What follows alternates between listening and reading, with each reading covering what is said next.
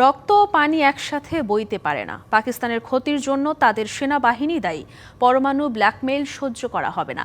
পাকিস্তানে অপারেশন সিঁদুর নামে অভিযান পরিচালনার পর জাতির উদ্দেশ্যে দেয়া প্রথম ভাষণ ছিল এমন সব হুমকি, হুঁশিয়ারিতে ভরা।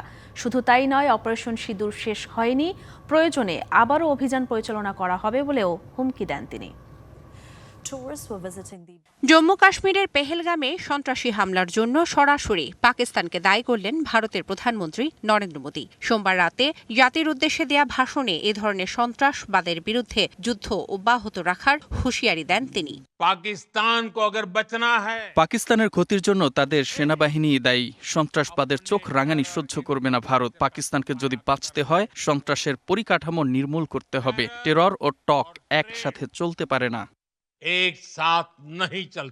এ সময় ভারতে পারমাণবিক হামলা চালানোর পাকিস্তানের অব্যাহত হুমকির জবাবও দেন মোদী। নিউক্লিয়ার ব্ল্যাকমেইল কি আড় মে ভারত তার নীতি অনুযায়ী সন্ত্রাসবাদের জবাব দেবে। নগদ পেমেন্টে 500 টাকা পর্যন্ত ক্যাশব্যাক আর লেনদেনে প্রতিদিন ডিপ ফ্রিজ এবং ঘন্টায় ঘন্টায় এসি, টিভি সহ দারুণ সব গিফট।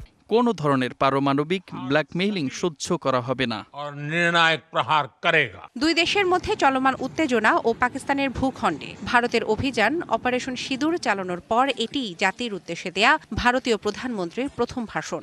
ভাষণের শুরুতেই তিনি পেহেলগামে হামলার ঘটনায় পাকিস্তানের বিরুদ্ধে নিজ দেশের সশস্ত্র বাহিনী ও তাদের অভিযানের ভূয়সী প্রশংসা করেন। ভারত পর আতঙ্কি হামলা। একজন নারীর সিঁদুর মুছে ফেলার মূল্য কতটা চড়া হতে পারে তা সন্ত্রাসীরা হাড়ে হাড়ে টের পেয়েছে।